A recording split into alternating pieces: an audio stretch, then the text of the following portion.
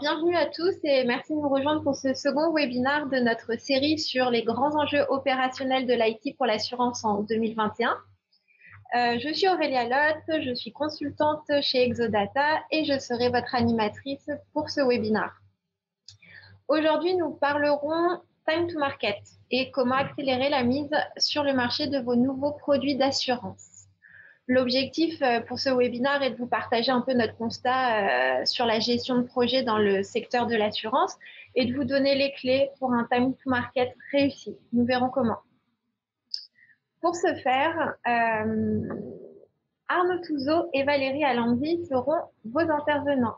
Alors, Arnaud Touzeau est basé en métropole. Il est responsable adjoint chez Okayo depuis plus de 10 ans. Chez Okayo et a plus de 10 ans d'expérience dans l'assurance à des postes de responsabilité, opérations IT, conformité et actuariat. Valérie Alandi est quant à elle basée en Guadeloupe et est consultante senior chez Exodata. Elle accompagne depuis plus de 10 ans les directions générales et SI dans le pilotage et la MOA des projets informatiques depuis la définition et la formalisation des besoins fonctionnels jusqu'au déploiement opérationnel. Au sommaire de notre webinaire, alors dans un premier temps, nous dirons quelques mots sur Exodata et Okayo, puis nous verrons ce qu'est le time to market et pourquoi est-ce que c'est important et pourquoi est-ce important. Enfin, nous vous présenterons les constats à rencontrer, les leviers d'optimisation possibles. Enfin, je vous propose de poser vos questions par écrit. Tout au long du webinaire, vous trouverez en bas de votre écran à gauche, non, au milieu, il me semble, un petit module QR, questions-réponses. Je vous invite à y poser toutes vos questions. On essaiera d'y répondre dans le temps imparti. On prévoit donc 30 minutes de discussion et puis un quart d'heure de questions-réponses. Voilà. Je laisse donc Valérie et Arnaud prendre le relais et vous souhaite une bonne présentation. Bonjour à tous, bienvenue sur ce webinaire. Alors, pour commencer, quelques mots sur Exodata. Alors, nous sommes une entreprise de services numériques, une ESN qui a été fondée en 2012. Nous sommes implantés sur l'ensemble du territoire français, dans les DOM-TOM, l'Hexagone, et nous sommes également présents à Maurice. Nous avons 4 cœurs de métier, donc l'externalisation des systèmes d'information et l'infogérance, la cybersécurité, le développement applicatif et enfin le conseil en système d'information et l'organisation. Donc aujourd'hui, nous sommes environ 115 collaborateurs avec une quinzaine de consultants qui interviennent sur des missions en assurance, donc principalement sur la gestion de projet, de la MOA, de l'optimisation de process, mais également 15 développeurs et 5 consultants BI qui quotidiennement travaillent sur des projets assurantiels. À moi, du coup, Okayo, on est une structure qui est récente, créée en 2016. Donc c'est une structure indépendante de actuellement 10 collaborateurs. Notre métier, c'est l'édition de logiciels. Donc on édite un logiciel de gestion pour les sociétés d'assurance. Et donc société au sens large, notre cible aujourd'hui, ce sont les compagnies d'assurance, les courtiers délégataires, avec des tailles de 10 à 1000 collaborateurs, ce qui représente déjà un scope assez large. Et Okayo, donc créé en 2016, avec à date environ 5000 jours de R&D qui ont été passés sur le produit pour le développer, le mettre en place et également créer les fonctionnalités nécessaires à sa finalité. Du coup, Valérie, je te laisse enchaîner. Oui, alors qu'est-ce que le time to market? Qu'est-ce que le time to market? En général, quand on parle de time to market, finalement, on fait référence à 2 notions. Donc, on va parler du délai de mise sur le marché d'un produit, donc depuis son démarrage, depuis sa conception, jusqu'à son lancement effectif. Et puis, la deuxième notion qu'il y a derrière le time to market, finalement, c'est le jalon, le moment auquel on fait le lancement du produit en question. Donc, dans ce webinaire, nous allons nous intéresser à la réduction du délai de mise sur le marché d'un produit ou d'un service. Alors, quels sont les enjeux derrière cette optimisation du time to market? Le fait est qu'aujourd'hui, on a un secteur des assurances qui est bousculé par la révolution digitale et qui fait face donc à de nombreux enjeux pour optimiser l'expérience client et réduire ce fameux time to market. Donc, on a des assureurs traditionnels qui voient l'émergence de concurrents puissants, donc les banques assureurs, de concurrents moins chers, par exemple les assurances en ligne. On observe aussi le développement des comparateurs en ligne. Et en parallèle de tout ça, on a de multiples ajustements réglementaires. Donc, je pense à Solvency, à la loi Hamon, qui sont applicables dans des délais de plus en plus courts. En parallèle de tout ça, la révolution numérique a aussi accéléré le rythme de transformation des pratiques et des attentes des clients. Donc, dans le milieu de l'assurance, finalement, ce danger est bien présent, mais il se situe pas tellement sur le cœur de métier, mais plutôt sur les services annexes au jour d'aujourd'hui et la relation client. On a un assuré qui va comparer non seulement les garanties et les cotisations, mais qui s'intéresse tout autant finalement au package global qui est offert par l'assureur. Donc, on a une évolution des usages, on a une demande croissante de dématérialisation avec des échanges quasi simultanés, pas de rupture entre les canaux, le big data, les objets connectés. Donc, toutes ces attentes sont également susceptibles d'évoluer rapidement au gré des évolutions technologiques. Et puis, nous traversons actuellement une situation inédite avec la crise sanitaire qui a également bousculé le marché et qui a accentué la digitalisation de l'économie. Même si aujourd'hui, on constate quand même que les opérations assurantielles complexes se font toujours en agence. Donc aujourd'hui, il est crucial pour les assureurs de trouver des opportunités de développement et de répondre rapidement aux attentes des consommateurs et des évolutions réglementaires. Donc, si une phrase pouvait résumer ce challenge, je citerai Charles Darwin. Les espèces qui survivent ne sont pas les espèces les plus fortes ni les plus intelligentes, mais celles qui s'adaptent le mieux au changement. Donc, nous allons parler aujourd'hui justement de changement et d'agilité. Alors, pourquoi est-ce que ce time to market est si important? En quelques mots, quel que soit le domaine dans lequel on œuvre, le délai de lancement court présente de nombreux avantages. Donc, déjà, bien évidemment, c'est un atout concurrentiel. Si une entreprise est la seule ou une des premières à sortir un produit, forcément, elle le vendra en grande quantité. Donc, les entreprises qui sont dynamiques ou qui ont un time to market court vont bénéficier quand même de nombreux avantages commerciaux. Donc, on va avoir un cycle de vie du produit qui va durer plus longtemps et en tant que pionnier, on peut aussi appliquer éventuellement des prix supérieurs. Ensuite, un processus de lancement qui est simple et court va permettre de réduire les coûts par un effet mécanique. On réduit finalement les ressources qui sont consacrées aux différentes phases du projet, puisque le lancement est plus court. Et forcément, voilà, un effet mécanique, on réduit les coûts. Enfin, on a aussi plus d'agilité. On a un process de lancement qui est plus court, qui est plus simple. On a cette capacité de changer rapidement de stratégie et de réagir vite. Et puis, un dernier point intéressant avec un time to market court, c'est la fidélité à la marque. Si on est le premier à attirer les clients et notamment les early adopters, on va certainement bénéficier de l'effet bouche à oreille qui va les amener à recommander le produit et du coup encore augmenter les ventes. Alors, au fil de nos interventions sur le domaine assurantiel, on a dressé un certain nombre de constats sur la mise en œuvre de ces projets.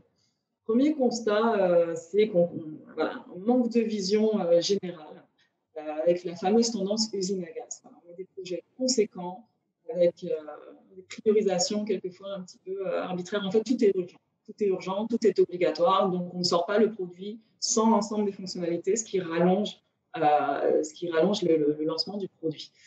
En termes de gouvernance, on a ce fonctionnement en silo qui est propre finalement aux grandes structures, avec un cloisonnement MO, MOA, IT qui est assez fort et qui induit aussi une latence dans les prises de décision et qui impacte directement le TTM. On a aussi une tendance à déléguer la gestion de projet à des acteurs métiers. Alors, si la plupart de ces acteurs excellent dans leur domaine d'expertise, on ne doute pas de leurs compétences, ils n'ont pas forcément les compétences projet pour mener à bien des projets d'envergure, du moins dans le domaine de l'IT et le déploiement de nouvelles offres. Donc, ça peut avoir des conséquences réelles sur la réussite de ce type de projet et notamment sur le respect des délais également. Le pendant de cette double casquette aussi, c'est que ces acteurs sont régulièrement sollicités d'un point de vue opérationnel sur le projet. Ils ont d'autres engagements et donc ils peuvent manquer de disponibilité aussi sur le pilotage du projet, ce qui rallonge encore une fois les délais. On a également sur ces projets longs les fameux effets tunnels, des méthodologies classiques où on va découvrir le produit fini finalement au bout de 6 mois, voire plus de développement, avec tout ce que ça implique.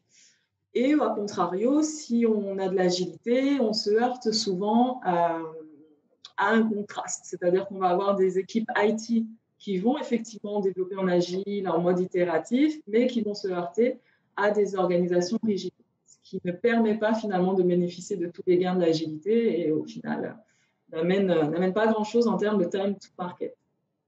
Un autre point important, c'est la recette des produits assurantiels. La recette qui induit une charge importante en raison de la complexité de ces projets-là. On a beaucoup de paramétrage, il y a les formules, il y a les simulations tarifaires. Voilà. Et cette phase-là est souvent sous-estimée sur les projets.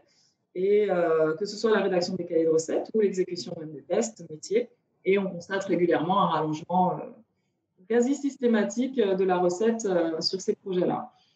Enfin, un manque d'adhésion sur les projets, le fameux c'était mieux avant, mais ça c'est assez classique sur les projets, la résistance au changement. Et enfin, l'absence de REX, ou alors on fait des REX, mais on ne les exploite pas. Donc l'idée là, ce serait de bénéficier de projets récurrents, surtout dans le domaine réglementaire. On sort régulièrement des projets. Malheureusement, on ne capitalise pas toujours sur les bonnes pratiques ou les erreurs sur des projets similaires. Arnaud, je te passe la main. Donc ça, c'était le constat sur le volet méthodologique. Merci Valérie. Sur la partie outils, les constats qu'on a pu faire sont de deux types. Il y a d'abord les outils de gestion de projet à proprement parler. C'est-à-dire qu'on vient d'une histoire de la gestion de projet qui se faisait très grandement sous Excel, avec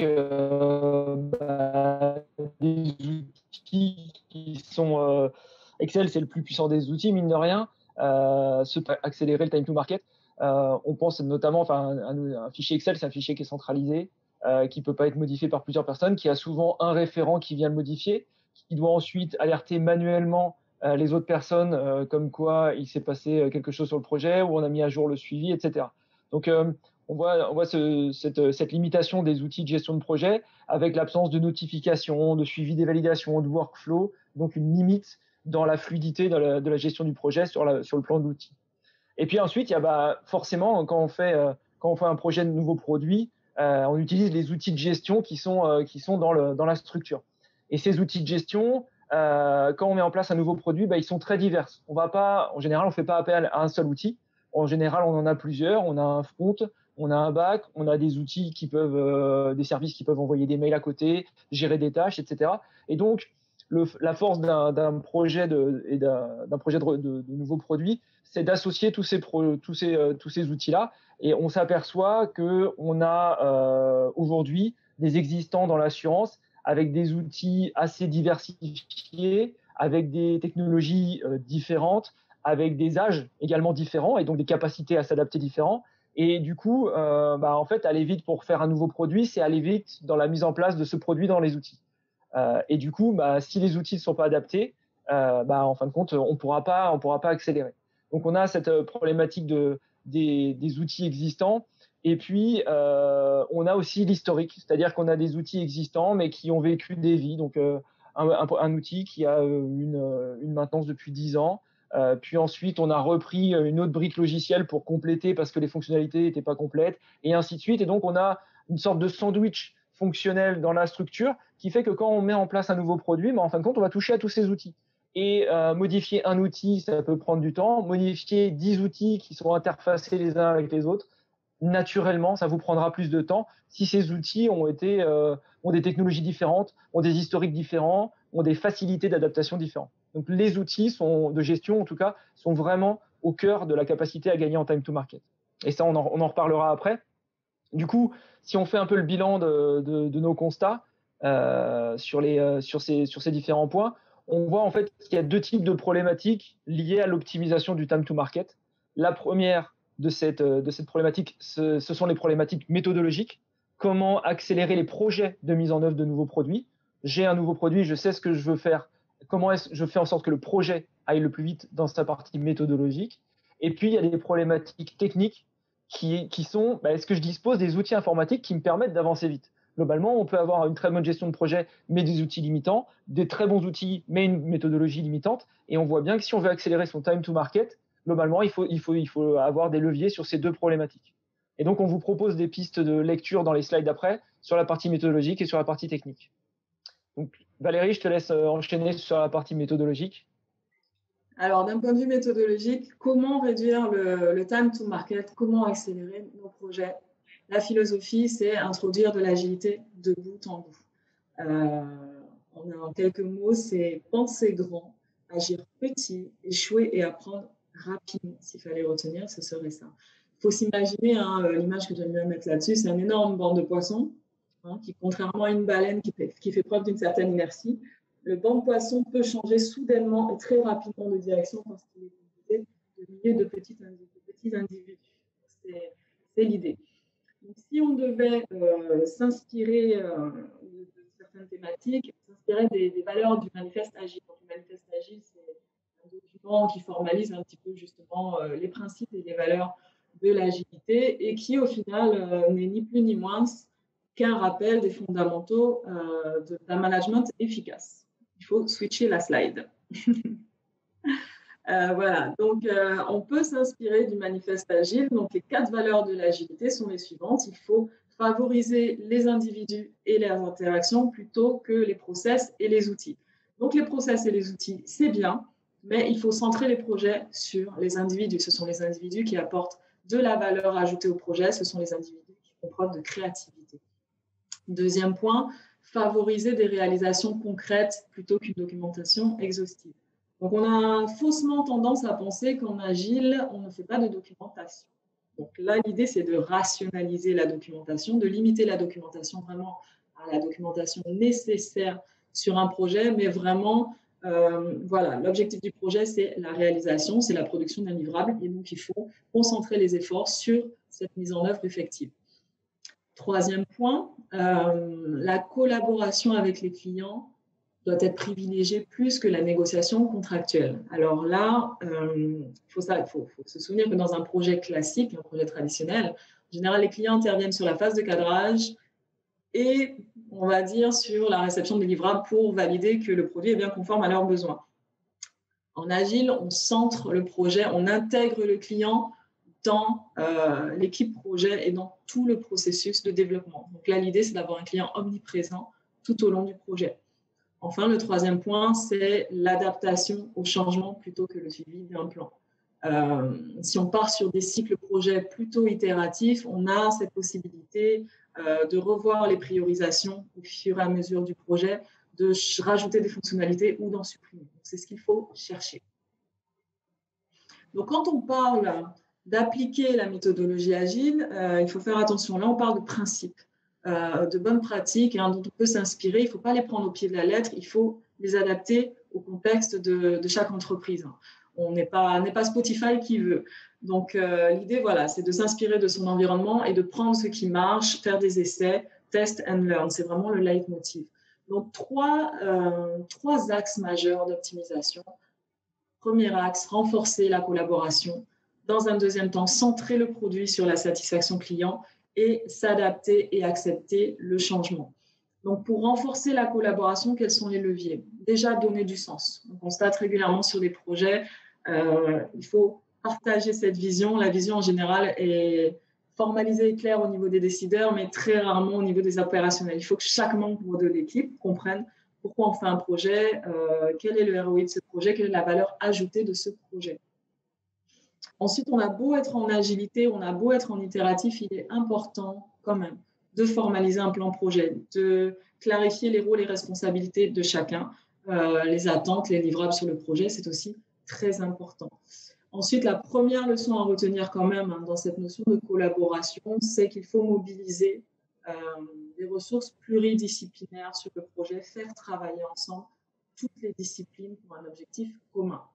Donc, il faut réunir autour de la table les experts métiers, l'IT, le marketing, voilà, tous les acteurs du projet pour, d'une part, communiquer, favoriser la compréhension des enjeux métiers et financiers, pour partager, identifier les contraintes du projet, qu'elles soient réglementaires, qu'elles soient techniques, financières.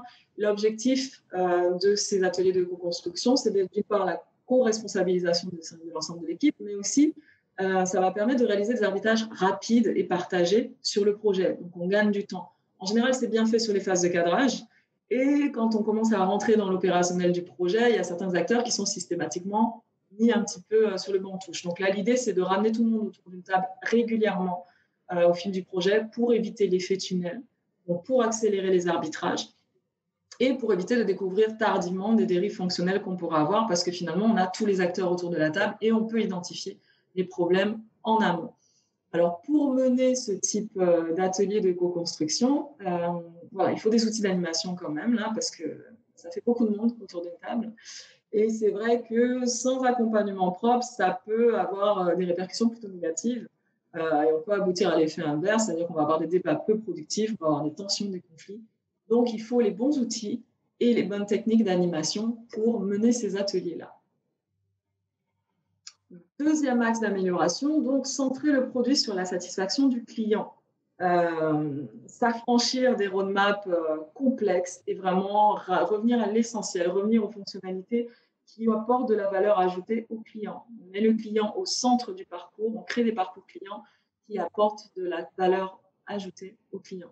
Donc l'idée, c'est d'avoir des roadmaps simples, concises, avec des objectifs clairement définis, pour éviter cette sensation de disperser les efforts, de partir sur des roadmaps avec des dépendances super complexes, qui crée finalement un sentiment d'urgence perpétuelle chez les équipes et qui finalement entraîne plus une dispersion des efforts qu'autre chose. Donc on se concentre sur les fonctionnalités prioritaires avec une valeur ajoutée clairement identifiée et précise.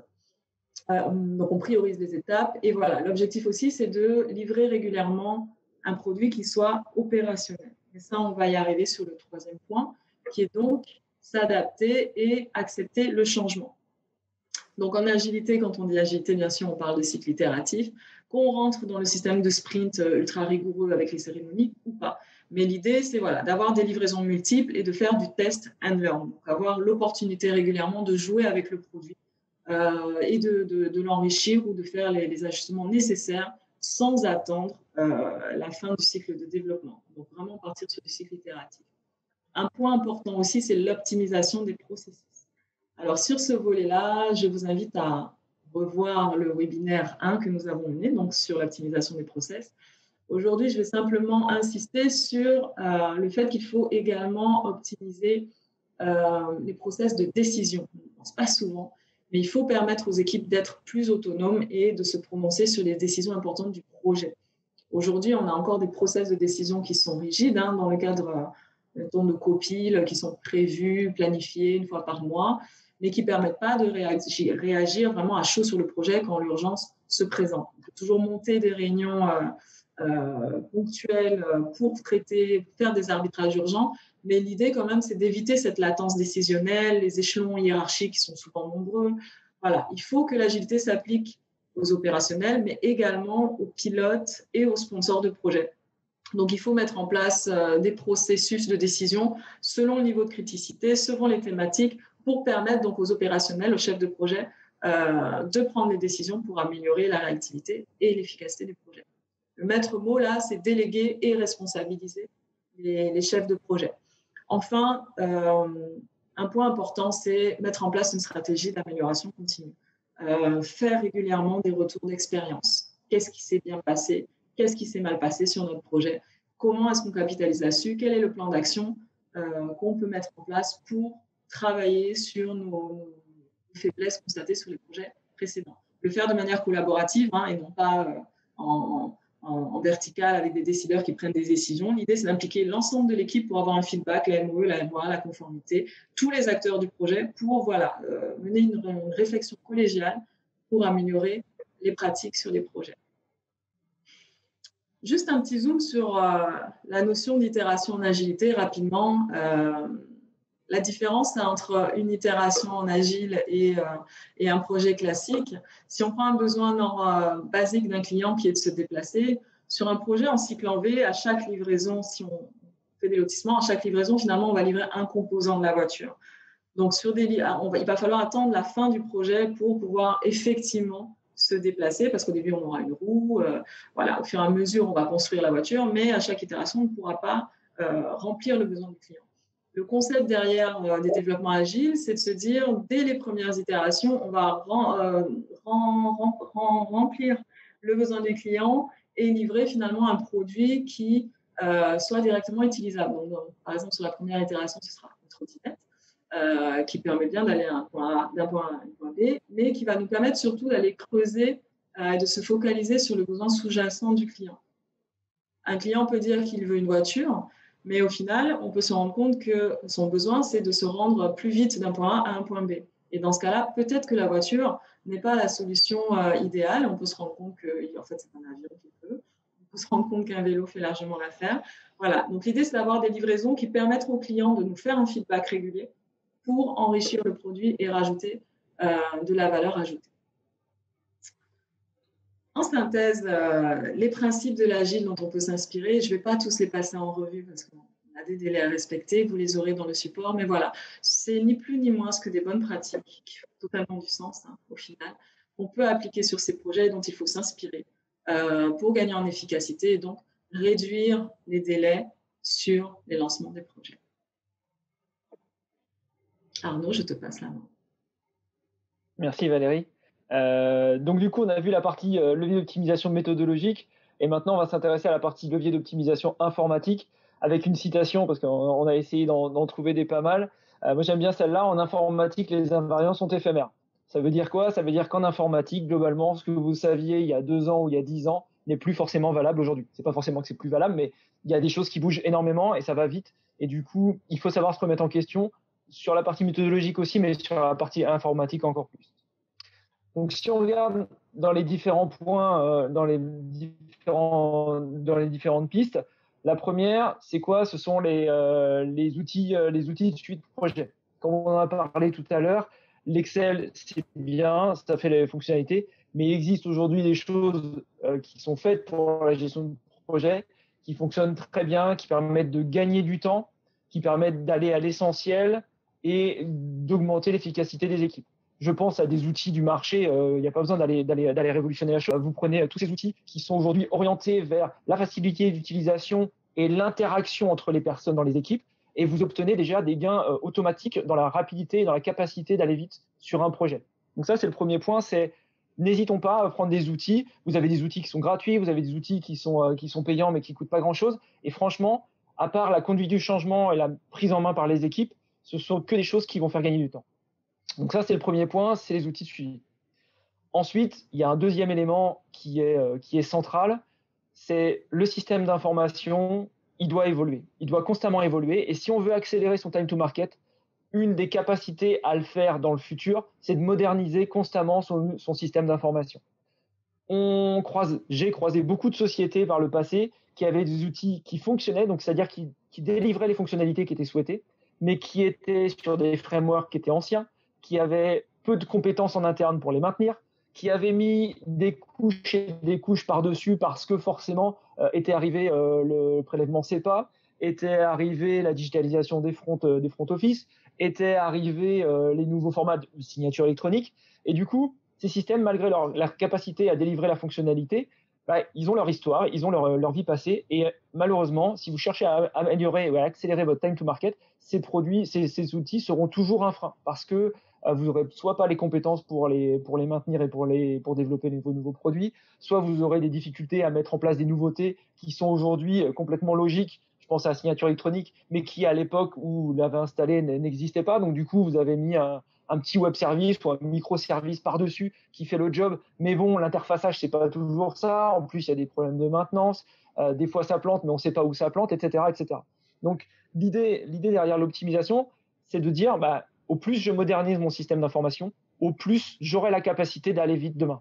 Ça demande un investissement, ça demande du temps à un moment donné de la vie de votre entreprise, mais clairement, ça ne peut être que bénéfique dans cette amélioration. Donc ça, c'était le deuxième point qui est important. Alors là, les petits points d'état, j'en ai parlé. Le troisième élément, c'est l'ouverture des systèmes. On a des fonctionnalités qui sont de plus en plus diversifiées. Quand on met en place un nouveau produit, il ne s'agit pas juste d'un formulaire de souscription avec un tarif. Il s'agit de réceptionner des pièces, de faire des relances automatiques, d'avoir de la signature électronique, d'avoir des systèmes de mailing, des systèmes de SMS, etc. Et on voit que la mise en place d'un nouveau produit, c'est tout un environnement complet de développement qui, en général, interagit avec plusieurs systèmes d'information. Le plus vos systèmes d'information seront ouverts et auront la capacité nativement de communiquer entre eux, le plus vite vous irez pour le développement, pour la mise en place de nouvelles fonctionnalités, et le moins de maintenance vous aurez derrière pour l'utiliser au quotidien et pour éviter que vous ayez des bugs dans tous les sens. Donc, dans les points qu'on identifie ici, on avait la nécessité de pouvoir disposer d'outils communiquant les uns vers les autres, ce que je veux dire, l'ouverture, la complémentarité des fonctionnalités, elle est centrale. Effectivement, on voit que la mise en place d'un nouveau produit, c'est beaucoup de fonctionnalités qui ne sont en général pas remplies par un seul outil, mais par plusieurs. Donc, de toute façon, vous allez avoir dans ces projets-là la nécessité de faire parler différents produits ensemble, enfin outils, et donc de les faire avancer vite ensemble. Et des sociétés de plus en plus connectées, amenant des besoins de support multicanaux.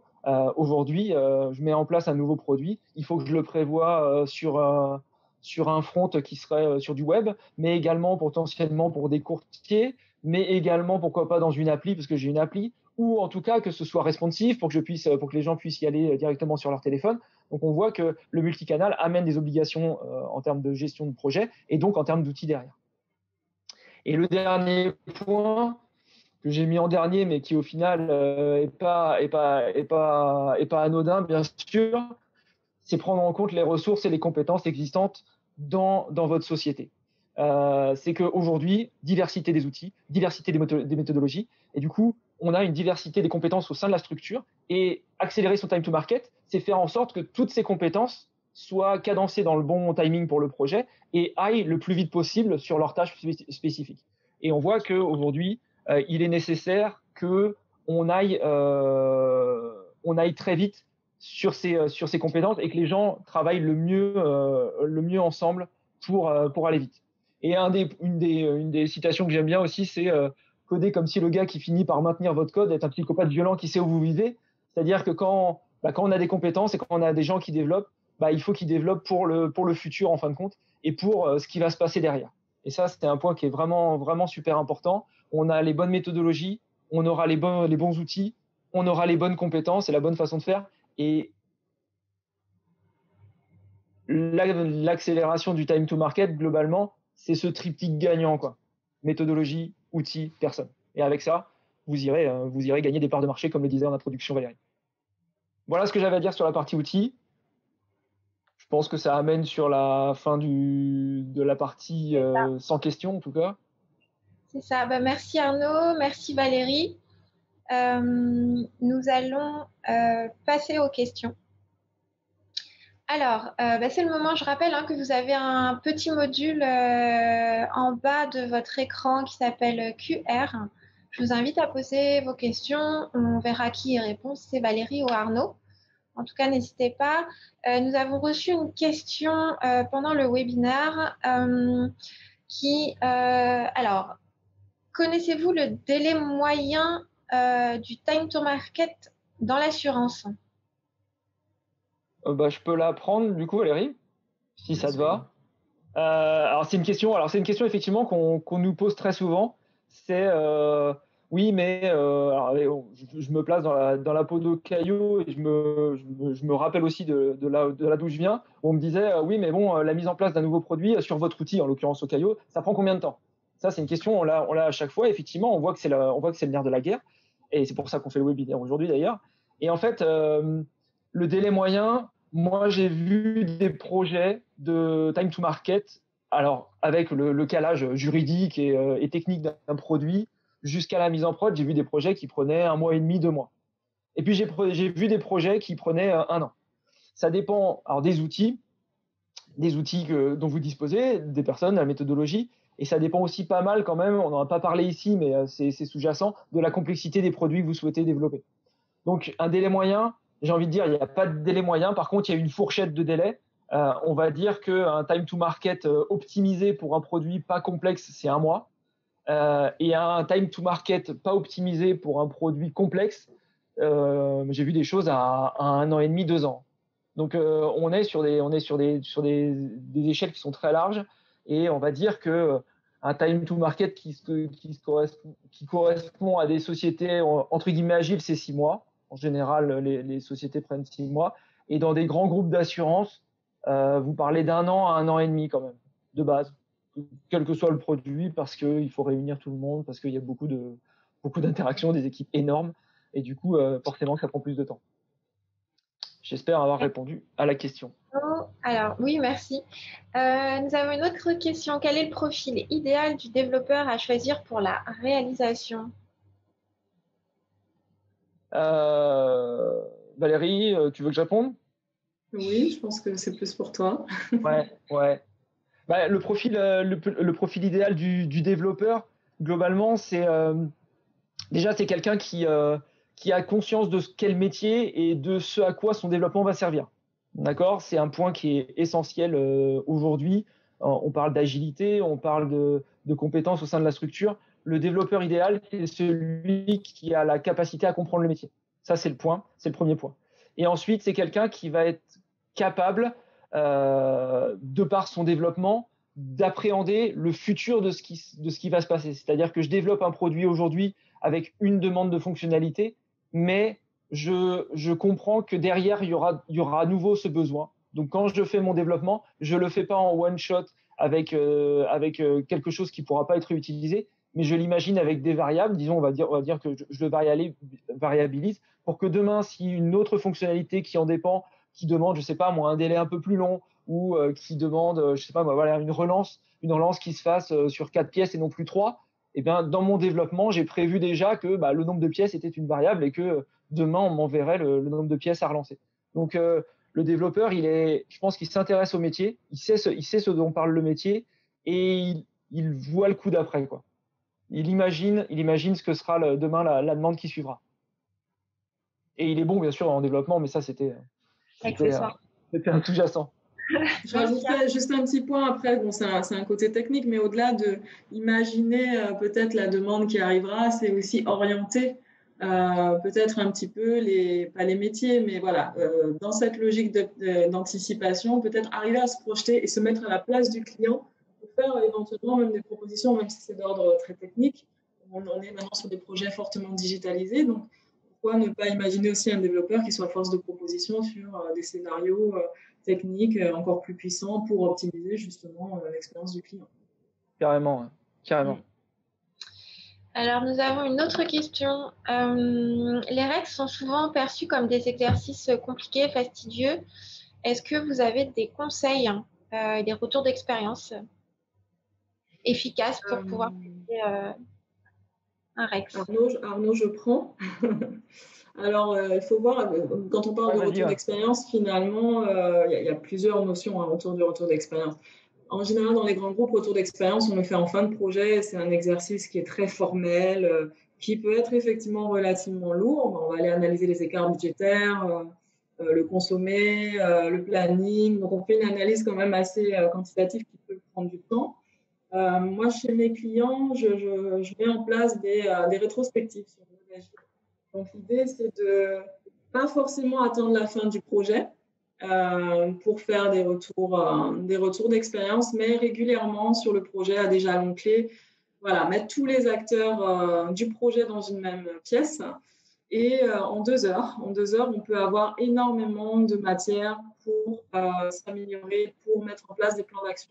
Donc, en mode rétrospective, c'est prendre les développeurs, les MO et les MOA, les testeurs, l'IT, la conformité, et avec des méthodes d'animation qui sont un petit peu ludiques, amener tout le monde à s'exprimer sur les points de tension qu'il y a eu sur une période écoulée, sur ce qui s'est bien passé, et donc voir ensemble quelles sont les pratiques qu'on veut maintenir et quels sont les ajustements qu'il faut qu'on fasse. On peut définir un plan d'action, ça peut prendre 2 heures, et en 2 heures déjà, on peut mettre en place cette dynamique d'amélioration, et ça permet aussi également de faire redescendre les tensions. Parce que souvent dans les équipes, il y a des petits conflits qui sont présents, il y a un petit peu de rivalité. Donc, si ces exercices sont menés en toute bienveillance et dans un bon esprit, vraiment, ça permet aussi d'améliorer l'esprit d'équipe et et la dynamique des projets. Donc moi, c'est quelque chose que je recommande, c'est de faire à intervalles réguliers tout au long du projet pour rectifier le tir et pour aussi renforcer cette collaboration au sein des équipes. J'espère que j'ai répondu à la question. Merci Valérie. Alors, il nous reste 4 minutes, j'ai encore une question. N'hésitez pas, hein, si vous avez d'autres questions, même si on n'a pas le temps d'y répondre, on prendra le temps de le faire par la suite par mail. Alors, comment allier agilité et besoin en documentation pendant et post-projet? Je te la laisse, Valérie. Oui. Alors du coup, si on part sur des projets qui sont agiles, comme je disais, à 100%, donc ça va dépendre du niveau d'intégration de l'agilité. Si on part sur des frameworks agiles qui sont très cadrés, on a de la documentation nécessaire, prérequise pour les développeurs. Donc en général, on parle de user stories, mais ça peut être aussi des spécifications, voilà, sur des modules bien précis, sauf qu'on allège peut-être la formalisation et tous les process qu'on peut avoir dans les groupes assez standards pour valider la documentation avec les relectures des architectes. Enfin voilà, il y a des process des fois qui sont assez fastidieux et chronophages qu'on peut alléger pour simplifier justement la gestion des documents. Il y a des documents qui sont obligatoires. Il faut faire des specs fonctionnels, il faut faire des specs techniques. On peut les alléger. Et donc, rien n'empêche d'avoir des cycles itératifs avec ces phases documentaires-là qui soient juste simplement plus légères. L'idée, c'est de partir sur des cycles fonctionnels réduits, donc avoir cette vision sur chaque itération, de savoir clairement quelle est la vocation du produit, quelles sont les fonctionnalités qu'on veut embarquer, et donc d'adapter le périmètre de la documentation au périmètre de l'itération. Donc déjà ça permet de réduire un petit peu. Et après, comme je disais, il faut vraiment adapter les pratiques que l'on met en œuvre à la complexité du projet, à la taille de l'entreprise, au niveau de maturité des équipes aussi. Parce qu'on peut tomber dans une entreprise où, oui, l'agilité fait partie de leur ADN. Donc, on fonctionne en user stories. On a des PO qui sont mandatés pour rédiger. Donc, voilà, il y a beaucoup de variables qui rentrent en ligne de compte. Je dirais que le prérequis, c'est vraiment déjà de faire une analyse de sa propre maturité, de son équipe et de voir qu'est-ce qu'on est capable de mettre en œuvre dans ce contexte-là et vers où on veut aller pour s'améliorer. Merci Valérie. Il est presque l'heure. Pour l'instant, je n'ai pas d'autres questions. Alors, je voulais juste vous rappeler que nous avons un 3e webinaire de prévu fin avril, donc le 23 avril.